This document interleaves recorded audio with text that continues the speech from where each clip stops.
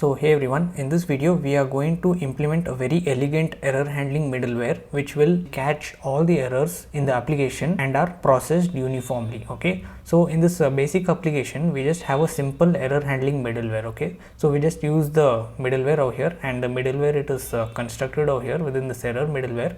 So this is just a basic one. Okay, so wherever we want to throw an error, so we just go to that controller, like let's say for example user controller. So how do we actually do is to catch errors. So we just pass in the status code, and then we just initialize the error instance and then pass in the particular message, okay, whatever we want to pass. So there is nothing wrong in this, where most people already use this, but the most elegant and the most preferred way of using is like we want to create an instance of a custom error. Okay, so we create a custom error, like let's say throw new, let's say this is a bad request error, right? So that is 401. We can just do throw new bad request error and then pass in the message, which is optional, which you can actually try to implement this. So we just want to handle errors similar to this. Okay, and this is like the most elegant and modern way of handling errors, and it looks more neat and it makes sense, right? Bad request error. So that's why we are going to implement this, and I'm just going to practically implement and show you how to actually do this. And along with this, we also need to hide certain details that are not shown in production but only in development. So that is also another additional thing which we are going to handle within our custom error handling middleware. So we can just get rid of this existing one, and we are just going to create a new one. Okay, so let's go to the core folder, and we can just create a file over there called let's say API error. So basically this is just a class which we are going to create, and after that we are just going to create custom errors based on that class. Okay, so first let's store all the different error types that we have within TypeScript enums. Okay, so since we are using TypeScript, we can use enums, right? So we can just export enum, and we can just call this error type. So basically the reason why we are doing this is, so whenever we are creating an instance of the API error, so we do not want to create a typo. So when you create enums, so it is clear that we are using a particular type within our error type. So that's why we are creating this over here, and here we just have 8 different common types, okay, which are relevant for this application. So if we want, we can also add in more error types based on the type of your application. So the first one which I'm going to get started is the bad request error, which is the most common one. So request, and then we can just set the value of that to be bad request, like this. So all in one word, like this. So the next type is like, let's say not found, and the value of that is going to be, you get the idea, right? So basically we are creating enum types, and we are setting a constant value, and by using this value we are logged in to one particular value of this. Okay, so let's move on to the next, which is unauthorized, and set that to unauthorized. The next one is going to be forbidden, and next one is going to be the internal error. Sorry, this should be in quotes and lowercase. So internal, and the value of that is internal. Okay, so the next type is going to be the token expired error, which we are going to come when we are making the JWT video. So token expired, and set the value of that to token expired. And then we have the bad token error, which also comes in that video. Okay, so finally we have the access token error. Okay, so we'll also be implementing access and refresh tokens in one of the next videos. All right, so we have the enum types defined. So now we are just going to create a class over here called API error, which is going to extend the default error handler. So export class API error, and this is going to extend the default error type. So extends the error which is from JavaScript. So within the constructor we receive the type, and then the status code, and then we have the message itself. So the message is coming from the error class itself, which we got to apply the super method and access that. So message, and we just need to define the type of this. So this is going to be of type error type, so which we defined over here, and then the status code, which is going to be a number, and the message is a string. Okay, just a general TypeScript stuff. And inside this constructor we just want to call the super method on the error class by passing in the message, and then we just want to set this dot type, set that to the type that we are receiving, and the same for the message as well. So let's also add in the fields. So type, and set that to error type. So there's also a shortcut by initializing the public keyword before the field type, so you can also do that if you want. Alright, so status code, what's wrong with this? Sorry, this should be status code, not message. So after this we need to restore the prototype chain from this error to this API error. Okay, so the chain will be broke, so we just want the continuity to go on to the API error as well, which we are creating it as custom error handler. So we can just set object dot set prototype of. So this is simple JavaScript. So if you don't understand, you can just copy paste, that's not a problem, since we are just creating an error handle, a custom one, which is applicable for any Node.js backend application.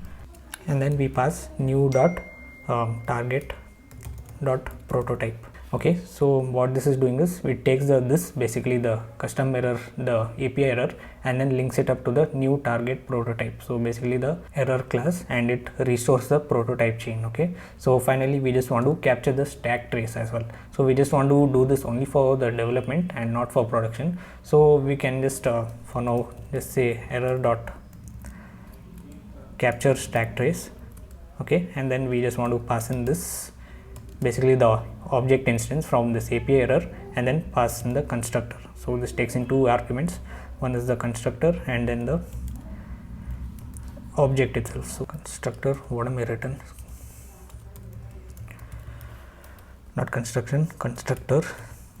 Alright, so now let's create a static method called handle. So basically we can say directly API error dot handle without actually creating the instance of this. So that's why we use the static keyword. So we say handle, and then this is going to take in two arguments. So one is the error itself, which is of type API error, and then the response. So basically when we hit any API, so what is the response? Okay, so that's why. So we can just set this to response.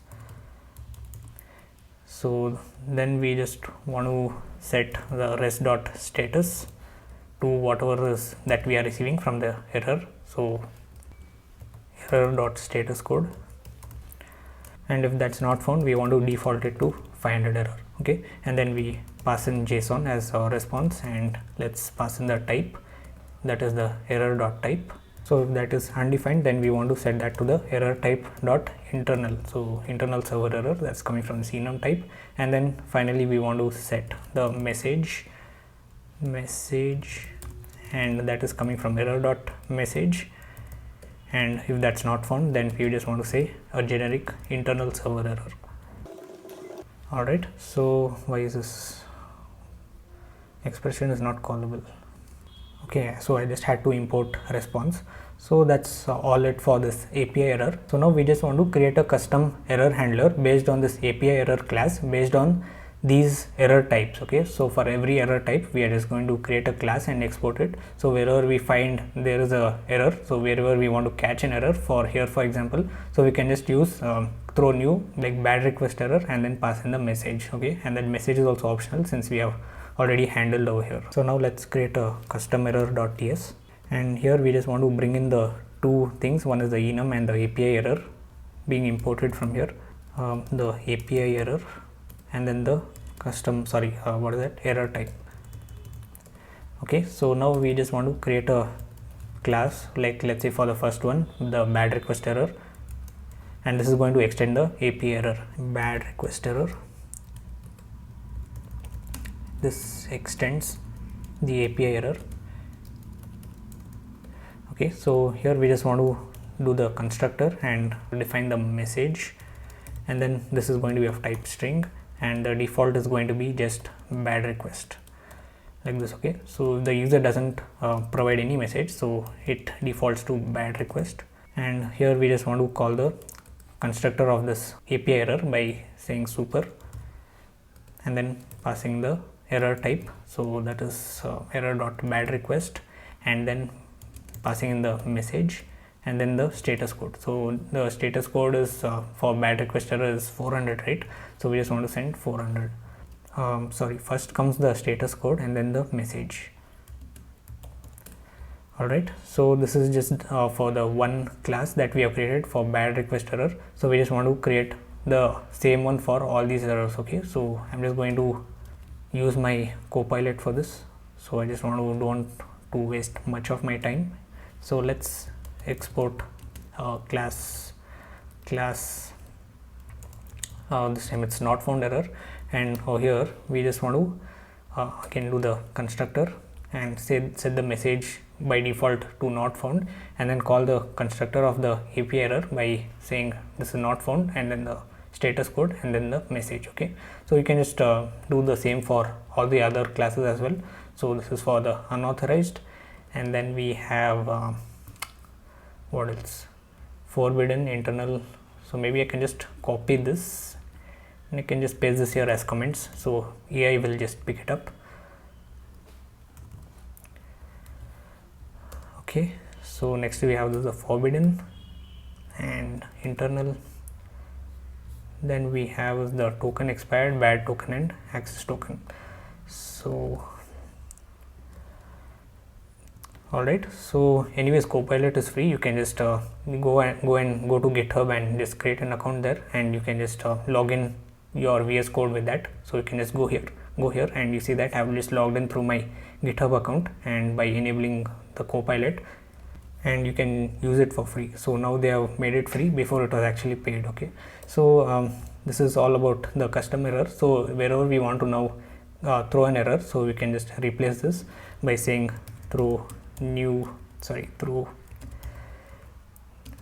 say bad request error, and then pass in the message over here, which is actually optional, which by it defaults to this bad request error over here.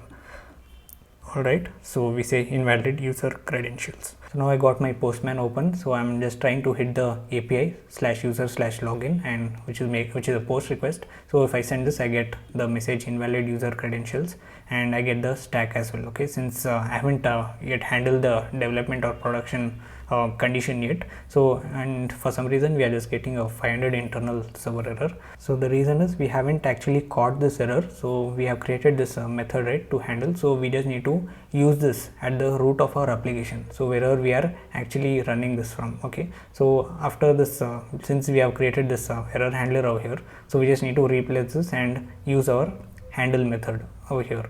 So let's go ahead and just do that. So within my app.ts, so I can just get rid of this, and by the way, I have just separated the app logic from the server logic, so by creating two different files, which is the standard way of coding a backend Node.js application, where you actually do the server side logic over here. So basically just listening to the port, and all your app logic should come over here. Okay, so that's the standard which you must also tend to follow. So now let's use the middleware. So after these routes, okay, so we can just do app.use. So make sure you do it at the last, after you're defining your routes. So here this takes in 4 parameters, which means error handling middleware. So first is the error. We can just set this to the type of error, and then we have the request response as usual. Let's also define the type of that. So request, and then the response, which is of type response, and then we have the next function, right? So which we are not actually using, but we require here. So once we do this, we just want to check what is the type of the error. So if it is just a generic error, or it is a instance of this API error that we just created. So if it is an API error, so we just we use this, right? So wherever we want to throw an error, so we just want to handle that. So we can handle that in an if else block. So let's check if the error is an instance of. So if we actually want to check if the error that we are getting is an instance of this API error, so we created this custom error, right? So we create an instance of this API error. So we just want to check that. We can use the keyword over here, if you didn't know, called as instance of, and we just want to check that as an API error, which we can just auto import. And if that's the case, we can just do API error dot handle, that static method which we created, and then we just need to pass in the error and the response, since that's the one which we require over here. Okay, so the error and the response, and after that we just want to log the message. In the last video we have created a logger, right? So which will log all the backend logs using the Winston library. So we are just going to leverage that once again. So we only log if there is only an internal server error. So we can just put a if over here, and we have the type on the error object, right? So error dot type, and we just check if that is an internal error. So we can again leverage the enum type that we create. So that is error type dot internal. Okay, so this will actually lock into one value and without making any typos, and that's why we are using this. So let's do the logger dot error, and here we just pass in a string. So basically we can use backticks and set this to the status code, that is 500, and then we can pass in all other information. So that is the message of the error. So and then we want to just separate this by a dash and then pass in the URL, so where this error actually happened, on what endpoint. So we just do request.original URL, and then we set the method of that. So get post put whatever. So that is from rec.method, and then finally we set the IP of that. So rec.ip. Okay, so I just need to import the request and the response types from Express. So request and then the response types. So that should get rid of those errors, and let's now check for the else case. If it is not an internal server error, then we just want to still do this, but also we just want to capture the stack trace. Okay, so we can log that to the logger dot error, and then just by passing the whole error object itself. So logger dot error, and then pass in the error. Okay, so do we need the stack? Or so we log the error using the logger method which we created in the last video. So now we just want to check if the environment is development or production. So we can put an if and check if the environment. So we created that in the config file in one of those videos. So by setting up the environment which the process is running on, so we can use that environment by auto importing and check if that is equal to development. Then we just want to also include the stack trace. Okay, so we can return res dot status, that is 500 internal server error, and then we just want to send an object, or you can just use JSON as well. So you can do message, and that is going to be error dot message, and then we just want to also include the stack. Okay, so stack, that is coming from error dot stack, and yeah, that's it. So this should be message, and also finally, whether it is a development or production, we just want to handle the API error, right? So which we have already done here, but we just want to specifically do it for the internal server error. So let's go here and API error dot handle, and then pass in the instance of the internal server error that we created with the custom error handler. So basically this class over here, and let's pass in new internal server error, internal error right here, and then pass in the what is that, the response, like this. And yeah, so we get an error here. Sorry, I didn't had to return from this function, otherwise it won't reach this code over here. So this is our global error handler. So basically this will handle all the application errors that are caught, and then it will process uniformly. Okay, so that's the purpose of doing this. And if we want to implement this anywhere, so instead of just doing this, we can just replace this with the different type of error that we created over here. So we have about 8 different types of errors that we created within our custom error. Sorry, this spelling need to be changed. So there's 3 R's. So yeah, so now you see that I get a 400 status code, and the type is bad request. So basically the enum type, and the message, the custom message that I gave, that is invalid user credentials. So now that is working just because of the global error middleware. Okay, so this is all about how you can implement a custom error handling middleware inside a Node.js application. So I hope you like this video. I'm going to see you guys in the next video. Make sure you subscribe.